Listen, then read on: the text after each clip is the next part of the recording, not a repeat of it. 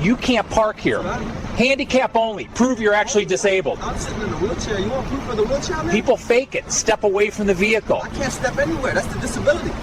Look at my plaque. Look at my Turn plate. that camera off. No, and if you touch me or my chair, your No. back is gone. This is 80. Now you can't park here. This is handicap parking. I have a handicap license plate hanging right there. You need to see proof you're actually disabled. Proof I'm in a wheelchair. A lot of people fake disabilities to use these spots. Are you seriously asking me to prove I'm disabled while I'm sitting in a wheelchair? The building security camera was recording everything, every word, every movement, every moment of the interaction. And Officer Brad Miller had absolutely no idea that the man sitting in the electric wheelchair, calmly loading architectural models into his van, was me. He didn't know I had designed 3 major skyscrapers in downtown Chicago, had testified before Congress on disability rights, and had a legal team on speed dial that specialized in Americans with Disabilities Act violations. I wasn't panicking, I wasn't pleading, I wasn't trying to de-escalate. I am Marcus Sterling, a 45-year-old architect who has spent 9 years navigating a world that constantly questions my right to exist in accessible spaces.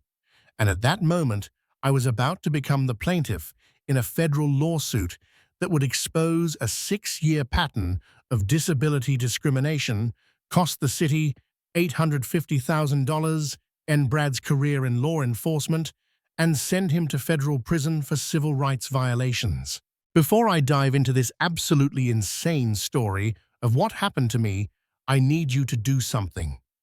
Drop a comment right now and tell me where you're watching from. Your country, your state, wherever you are. And if you've ever had someone question your disability, your parking, or your right to be somewhere you absolutely belonged, hit that subscribe button. My story gets even more outrageous. You don't want to miss what happens next. I was considered one of the most respected architects in the Midwest. I'd graduated from Columbia University, with honors, worked for 2 prestigious firms in New York and D.C., then opened my own practice here in Chicago 7 years ago. My firm specialized in accessible design, creating buildings that worked for people with disabilities. I'd won multiple awards. I'd been featured in Architectural Record. I designed 3 major public buildings right here in the Loop. 9 years earlier, I had been in a car accident on I-90. A drunk driver crossed the median and hit my car head-on. I survived, but my spinal cord was severed at the T10 vertebrae. I spent 6 months in rehabilitation, learning to live as a paraplegic. Then I went back to work with a renewed focus, making the built environment accessible for everyone. I drove a specially modified van with a wheelchair ramp that deployed from the side. I used a high-end electric wheelchair for mobility. I had a state-issued disabled parking placard that hung from my rearview mirror. I had disabled license plates. I had every legal right to park in handicapped spaces. That Tuesday afternoon, I had a 3 o'clock meeting with a potential client. A developer wanted to build a mixed-use complex in the West Loop and needed an architect who understood accessibility requirements. I had parked in one of 4 handicap spaces directly in front of the building at 2 o'clock p.m., giving myself an hour to unload my materials and prepare. My presentation required physical architectural models and material samples. I'd arrived early, deployed my ramp, rolled out in my electric wheelchair, and opened the rear doors of my van. I was in the process of carefully transferring models from the van into my wheelchair storage basket and onto a rolling cart when a police car pulled up behind me. Officer Brad Miller was 29 years old, with 6 years on the Chicago Police Department. He'd been assigned to parking enforcement for the past 2 years after multiple complaints about his conduct during street patrols. His job was to monitor parking violations in the downtown area. When Brad saw the van in the handicapped space with a black man moving items around it, something triggered in his mind. He didn't process the electric wheelchair. He didn't process the deployed ramp. He didn't process the disabled plates. He saw what he wanted to see, someone he assumed was abusing handicap parking. He got out of his patrol car and walked up. I was focused on carefully positioning a scale model in my wheelchair storage basket. I heard footsteps, but didn't look up until Brad spoke. "You can't park here. This is handicap parking." I looked up from my wheelchair confused. I was literally sitting in a $15,000 electric wheelchair. My legs were motionless in the footrests. The wheelchair controls were visible on my armrest. I gestured toward my van's rearview mirror. "I have a handicap placard. It's hanging right there." Brad barely glanced at the blue placard, clearly visible through the windshield. "I need to see proof you're actually disabled." I stared at him in absolute disbelief. I looked down at my wheelchair, looked at my motionless legs, looked back at the officer. "Proof I'm in a wheelchair. A lot of people fake disabilities to use these spots. Are you seriously asking me to prove I'm disabled while I'm sitting in a wheelchair? Ashwasham. Step away from the vehicle." Now, quick question for you watching. Can you believe what you just heard? Type your reaction in the comments. I felt a cold rage building. This officer was looking directly at me in an electric wheelchair with visible paralysis and demanding proof I was disabled. "Officer, I'm sitting in a wheelchair, an electric wheelchair. I'm clearly paralyzed from the waist down. My legs don't work. I have a state-issued placard. I have disabled license plates. What part of this looks fake to you?" Brad's face hardened. "Sir, I need you to step away from the vehicle so I can inspect your documentation." My voice remained calm, but ice cold. "I can't step anywhere. I'm paralyzed. That's what the wheelchair means." "Don't be difficult. Move away from the vehicle. I am moving on wheels because I can't walk." A building security guard had been watching from inside the lobby. His name was Mr. Henderson, and he'd worked there for 15 years. He recognized me from previous meetings. When he saw the confrontation, he came outside his phone, already recording. "Officer, that's Mr. Sterling. He's an architect. He has a meeting here. He's clearly in a wheelchair." Brad spun toward Mr. Henderson. "Sir, this is a police matter. Step back." "I'm just saying he's obviously disabled. He's in a wheelchair." "What's the issue?" "The issue is verifying legitimate handicap parking use." I pulled out my phone and started recording. "Officer, for the record, I'm Marcus Sterling. I'm a paraplegic. I'm sitting in an electric wheelchair. I'm legally parked in a handicapped space with a valid state-issued placard visible in my window and disabled license plates on my vehicle. You're looking at me in a wheelchair and demanding proof I'm disabled. I'm recording this interaction for my protection." Brad stepped closer. "Turn that camera off. I have a First Amendment right to record a public official in public. I'm ordering you to stop recording, and I'm declining that unlawful order." A woman walking past had stopped when she heard raised voices. She saw me in my wheelchair, surrounded by architectural models, clearly loading equipment for work. She saw the officer confronting me. "Officer, that man is in a wheelchair. What are you doing?" Brad's face was reddening. "Ma'am, move along. This doesn't concern you." "It concerns me when I see harassment. Look at him. He's in a wheelchair. He has a placard. What more do you need?" Another pedestrian stopped, then another. A small crowd was forming on the sidewalk, all of them seeing the same thing, a black man in an electric wheelchair being confronted by a police officer while trying to load equipment for work. The absurdity was obvious to everyone except Brad. I kept my phone up, recording. "Officer Miller," I said, reading the name tag, "you've demanded I prove my disability despite visible evidence.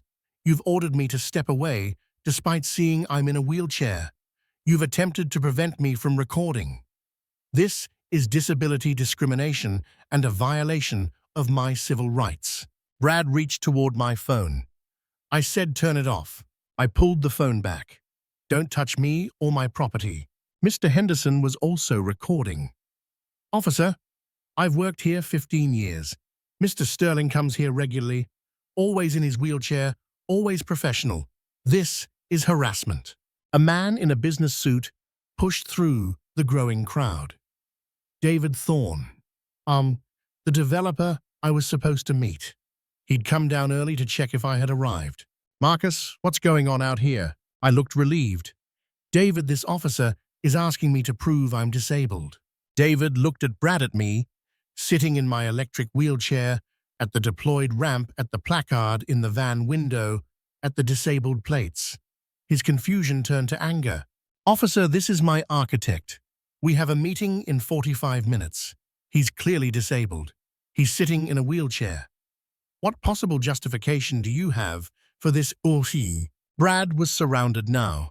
A crowd of about 15 people, Mr. Henderson recording David demanding answers, multiple witnesses with phones out, and me sitting calmly in my electric wheelchair, camera running, letting everyone see exactly what was happening.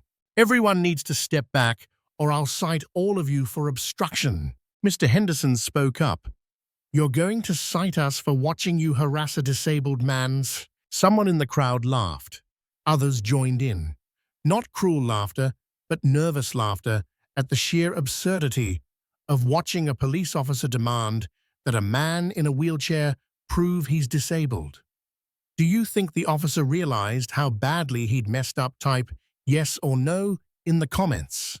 Mr. Henderson had already called Chicago Police Dispatch to request a supervisor. Sergeant Kowalski arrived 9 minutes later.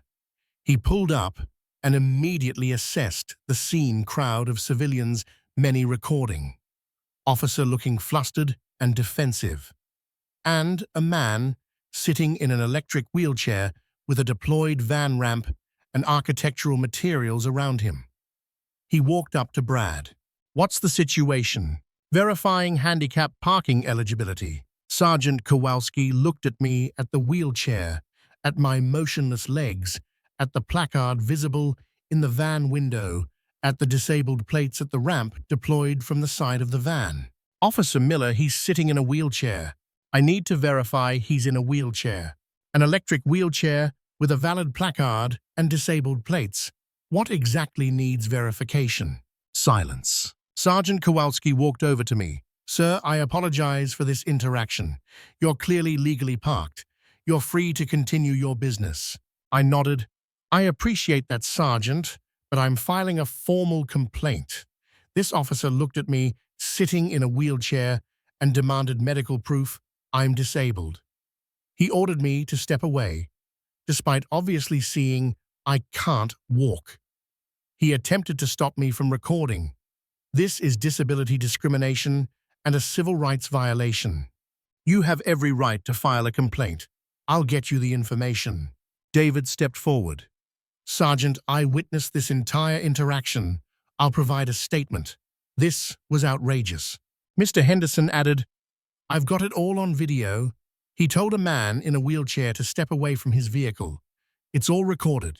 Multiple witnesses volunteered statements, the woman who'd first stopped several people who'd recorded the encounter. All of them describing the same thing, a police officer demanding a man in a wheelchair prove he's disabled. Sergeant Kowalski collected contact information. He asked Brad to return to his patrol car. The tension in Brad's jaw showed he knew this was serious. I finished loading my equipment into my wheelchair's basket and onto the rolling cart. David helped me with the last few models. Then I rolled up the building's accessible ramp into the lobby, my dignity intact. Despite Brad's attempt to humiliate me, he sat in his patrol car, watching, finally understanding the magnitude of his mistake. He'd confronted a man in a wheelchair, demanded proof of disability, ordered him to step away when he clearly couldn't walk, all on camera in front of witnesses with no justification whatsoever. His career was over. He just didn't know yet how completely. The meeting went well. David and I discussed the project for 2 hours. David was even more impressed after witnessing my composure during the confrontation. At the end, he said, "After what I saw today, I'm convinced you're the right architect. You understand, accessibility isn't just about ramps and regulations. It's about dignity and respect." That evening, I contacted the Midwest Disability Rights Center. They specialized in ADA violations and disability discrimination. When they heard my story and saw the videos, they immediately took my case. Mr. Henderson's video was devastating. It showed Brad approaching me, clearly sitting in an electric wheelchair, loading equipment. It showed the entire exchange, Brad demanding proof me, pointing out I'm in a wheelchair. Brad insisting me remaining calm, the crowd, gathering the witnesses, protesting, all of it crystal clear. The Chicago Police Department's internal affairs investigation opened the next day. The investigator was Captain James Freeman, a 30-year veteran who'd seen a lot of bad policing in his career. This ranked near the top. He watched all the footage. My cell phone video, Mr. Henderson's video, the building security camera footage. Every angle showed the same thing, an officer looking directly at a man in an electric wheelchair and demanding proof he was disabled. But Captain Freeman didn't stop there. He pulled Brad's complete service record, and what he found was deeply troubling. Over 6 years, Brad had issued 89 handicap parking citations.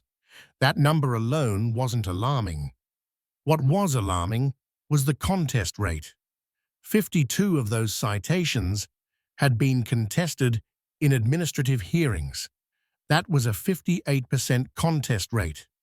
The department average was 12%. Even more damning, 41 of those contested citations were dismissed after hearings. The hearing officers found no violation had occurred. Brad had issued citations to people who were legally parked with valid documentation. The pattern was clear. Brad was overzealous in enforcing handicap parking rules and frequently wrong, but it was worse than that. Captain Freeman analyzed the demographics of Brad's citations. Of the 89 citations Brad had issued, 69 were to minorities, 77%, in a district where minorities made up 39% of the population. When he controlled for contest rates, the disparity was even starker. White drivers who received Brad's citations contested them 19% of the time. Minority drivers contested them 75% of the time. That suggested Brad was citing white drivers who were genuinely in violation, but citing minority drivers who had proper documentation. Captain Freeman also found 14 previous complaints specifically about Brad's conduct during handicap parking enforcement. Not complaints about citations themselves, but complaints about how Brad conducted the enforcement. Complaints about demanding additional proof beyond state-issued placards. Complaints about questioning the legitimacy of visible disabilities. Complaints about making offensive comments. Complaints about racial profiling. All 14 complaints had been dismissed as insufficient evidence or marked counseling provided. No discipline, no pattern recognition, no intervention. Captain Freeman did what the previous investigator should have done. He tracked down the complainants from those previous cases and interviewed them. He interviewed Carlos Mendez, a Hispanic Marine Corps veteran who'd lost his right leg below the knee in Iraq. Carlos had been stopped by Brad 3 years earlier. Brad had accused him of using someone else's placard. Carlos was wearing shorts. His prosthetic leg was clearly visible.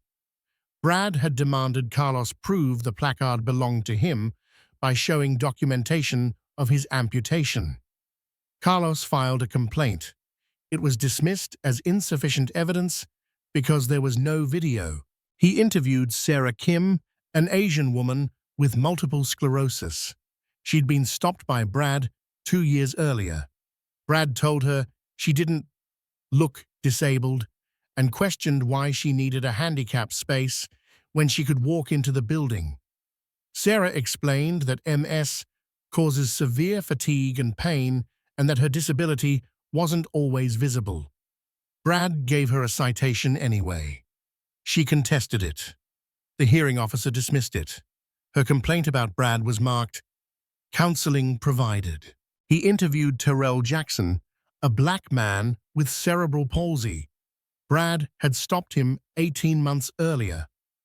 Brad demanded Terrell walk a straight line to prove he actually needed the handicap space. Terrell's cerebral palsy affects his gait and balance. He tried to explain this. Brad accused him of being drunk and threatened to arrest him for DUI. A supervisor arrived and let Terrell go. Terrell's complaint was dismissed as no misconduct found. Each story was worse than the last. Each showed Brad making assumptions about what disability looked like and refusing to accept that disabilities are diverse. Each showed him targeting people who happened to be minorities. Captain Freeman documented every case. He showed how the pattern had been visible for years if anyone had been looking. He showed how each dismissed complaint had been treated in isolation without anyone asking whether this officer might have a deeper problem. Captain Freeman's report was 85 pages long. His conclusion: Officer Miller demonstrates a pattern of disability discrimination, racial bias, and fundamental misunderstanding of the Americans with Disabilities Act. His harassment of Mr. Sterling, a paraplegic architect, sitting in an electric wheelchair, asking him to prove his disability, represents not an isolated incident, but the continuation of 6 years of civil rights violations. His recommendation: immediate termination and referral to the Department of Justice for possible federal civil rights charges. Brad was fired within 72 hours of the incident. The Chicago police superintendent held a press conference announcing the termination and apologizing to me and the disability community. But the consequences didn't stop there. The Department of Justice did investigate.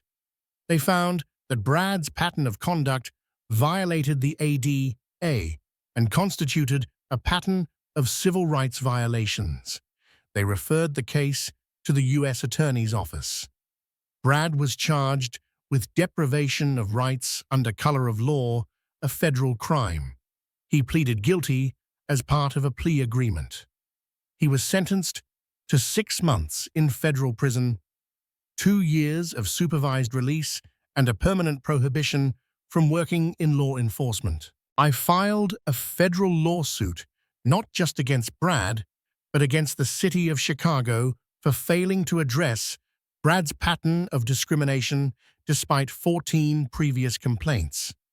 The lawsuit alleged violations of the Americans with Disabilities Act, violations of the Rehabilitation Act, deprivation of civil rights, and intentional infliction of emotional distress. The city's attorneys looked at the evidence. Multiple videos from different angles showing Brad confronting a man in a wheelchair and demanding proof of disability. 15 witness statements, Brad's 6-year pattern of discrimination. 14 dismissed complaints that should have triggered action, and a plaintiff who was a respected architect with impeccable credibility. They settled in 8 weeks, $850,000. But the settlement required far more than money. The reforms included mandatory ADA training for all officers, specific training on disability rights and parking enforcement, quarterly audits of handicap parking, citations to identify discriminatory patterns, creation of a disability rights liaison position within the department, implementation of a policy requiring supervisory review of any complaint related to disability discrimination. The settlement also required the Chicago Police Department to publicly release data on all handicapped parking citations for the previous 10 years, broken down by officer location and race of the cited individual. The city initially resisted the data release. Their attorneys argued it would expose officers to harassment. My response was simple: transparency creates accountability. If officers are enforcing the law fairly, they have nothing to hide. The city accepted the terms. If you think this settlement was justified, type "justice" in the comments. The settlement press conference was covered by every disability rights organization in the country. I rolled up to the podium in my electric wheelchair. I'm a successful architect. I drive a modified van. I use an electric wheelchair. I have every legal accommodation I need.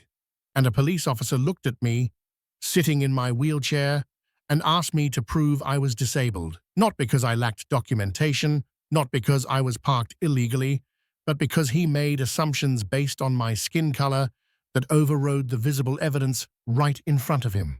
I paused, looking directly at the cameras. I'm fortunate. I know my rights. I had witnesses. I had video. I had the resources to fight back. But the Department of Justice investigation found 14 other people who Officer Miller harassed, people who didn't fight back, people who just accepted the citation and paid the fine because they didn't know they could challenge it. Those are the people I'm thinking about. That's why this case matters. The press conference went viral. Mr. Henderson's video was viewed 35 million times in the first 2 weeks. People were outraged. A police officer looking at a man in a wheelchair and demanding proof he's disabled. The visual was undeniable. The discrimination was obvious. The comment sections exploded. People with disabilities shared their stories, being told they didn't look disabled, being questioned about their parking, being asked to prove their conditions, being treated as frauds until they could provide documentation. The hashtag disabled while black trended for 5 days. People shared experiences of facing both racism and ableism simultaneously. Disability rights organizations used my case to launch a national campaign. The image of me in my wheelchair, calmly loading equipment while being harassed, became iconic. What more proof do you need? The campaign posters asked. The security camera footage became required viewing in police academies. It showed exactly what not to do. How assumptions about disability can lead to discrimination. How failure to recognize obvious accommodations can constitute civil rights violations. How bias can blind people to evidence right in front of them. The Chicago Police Department implemented all required reforms. The handicap parking citation data was made public on a dedicated website. Anyone could search by officer, by year, by location, by outcome. Complete transparency. The patterns that emerged were shocking, but not surprising to disability advocates. Over 10 years, minority disabled drivers had been cited at rates 2.7 times higher than white disabled drivers. Citations against minorities were contested at rates 84% higher and dismissed at rates 63% higher. The data revealed 15 officers with patterns similar to Brad's. 4 were terminated. 6 were reassigned. 5 received final warnings. Once the patterns were visible, once there was accountability, the behavior changed. In the first year after the settlement, discriminatory citation patterns decreased by 46%. The disability community noticed immediately. I continued my architecture practice with renewed purpose. The project with David won a National Design Award. I became a sought-after consultant on disability rights and law enforcement. I testified before Congress. I joined the board of the Midwest Disability Rights Center. Brad served his 6 months in federal prison. When released, he found work doing data entry for $18 an hour. He lost his apartment. His wife divorced him. His parents were ashamed.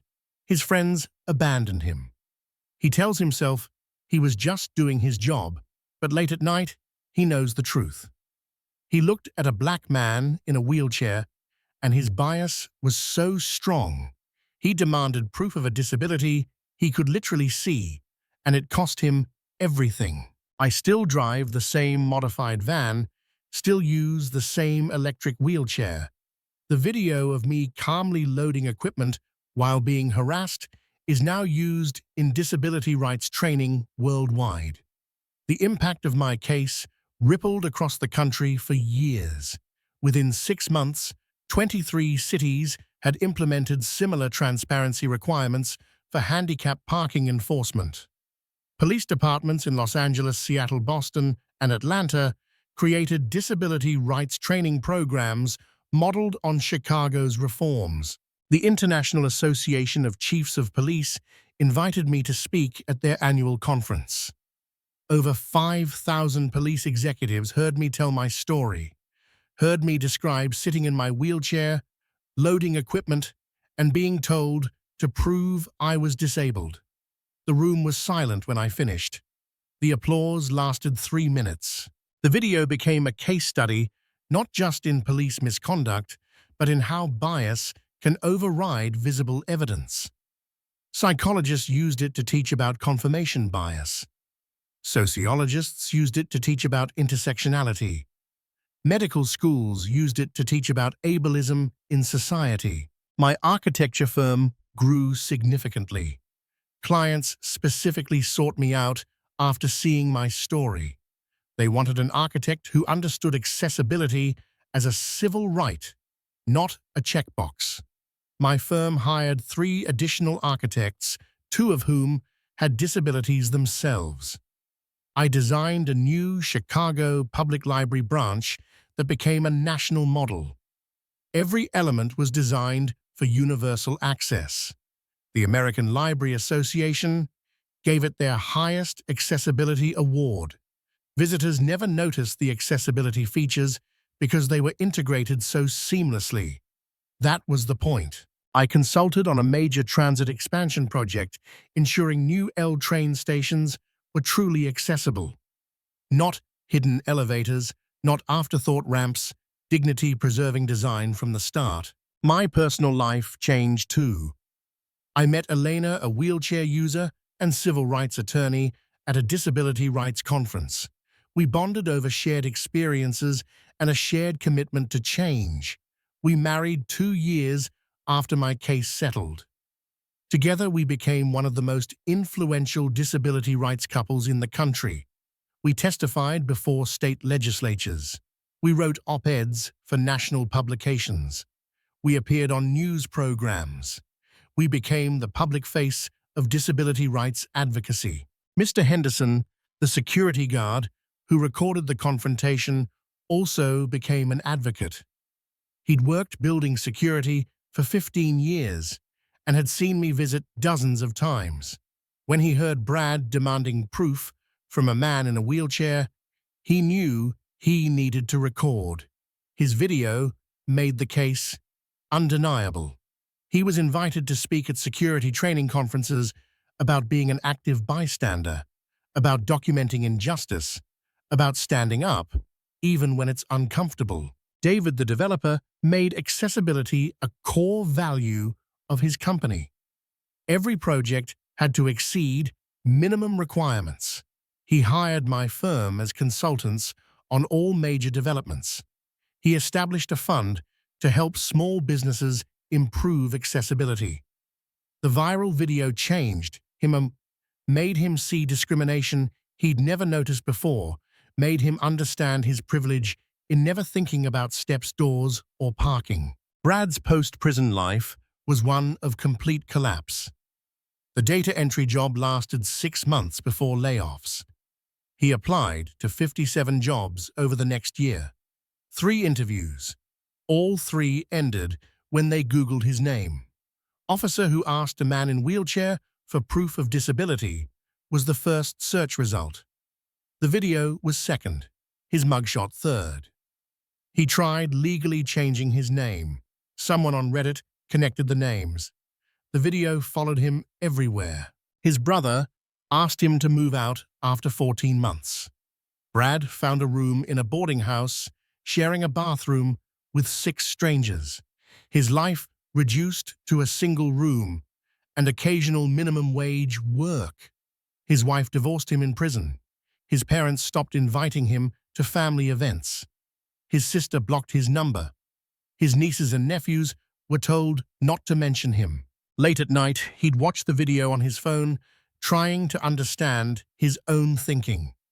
He saw himself approaching me clearly in a wheelchair, saw himself demanding proof, saw my calm response, saw himself insisting, saw the crowd gathering, saw witnesses pointing out the obvious. The moment that haunted him most was when he told me to step away from the vehicle. I was in a wheelchair. How was I supposed to step? What had Brad been thinking? He knew the answer. He hadn't been thinking. He'd been assuming. Assuming fraud, assuming abuse, assuming a black man in a nice van didn't belong in that parking space. His assumptions were so strong, they overrode the wheelchair right in front of him. Sometimes he told himself it was one mistake, but then he'd remember the Internal Affairs report. 14 other victims, 89 citations, with a 58% contest rate, 6 years of targeting minorities. It wasn't one mistake. It was a pattern I exposed. The video lived forever online. Students watched it in college courses. Activists shared it at protests. Disability organizations used it in their materials. The image of me in my wheelchair, calmly loading equipment while Brad demanded proof, became iconic. I never intended to be a symbol. I just wanted to park and prepare for my meeting. But Brad's discrimination forced me into the spotlight. I used that spotlight to create change. 10 years later, I spoke at a national disability rights conference. 2,000 people in the audience, many in wheelchairs, many with invisible disabilities, many who'd been questioned and doubted throughout their lives. 10 years ago, I was loading equipment for a meeting. I was sitting in my wheelchair, and a police officer looked at me and asked for proof I was disabled. Not because my placard was missing, not because I lacked documentation, but because his assumptions were stronger than the evidence in front of him. The audience was silent. That officer lost everything: his job, his freedom, his future. But disabled people across this country still face discrimination every day. We won one battle. The war continues. More silence. So keep fighting, keep recording, keep filing complaints, keep demanding dignity. Because every time we refuse to accept discrimination, we create change. Every time we stand up, we move closer to a world where a man in a wheelchair doesn't have to prove he's disabled. The standing ovation lasted 5 minutes. Many in the audience were crying. I was 45 when I was told to prove my disability while sitting in a wheelchair.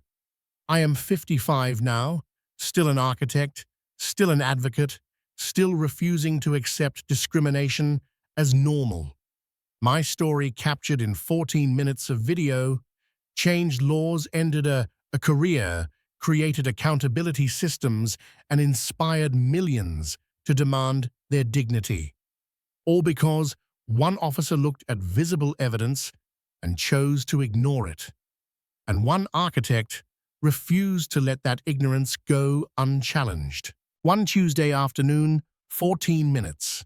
A police officer who looked at a man in a wheelchair and demanded proof he was disabled, and an architect who showed the world what discrimination looks like, even when the evidence is impossible to deny. If this story made you think about the assumptions we make about disability, share it. Hit subscribe for more stories about accountability. Drop a comment. Have you ever had your disability questioned while it was visibly obvious? Tell your story. See you in the next one.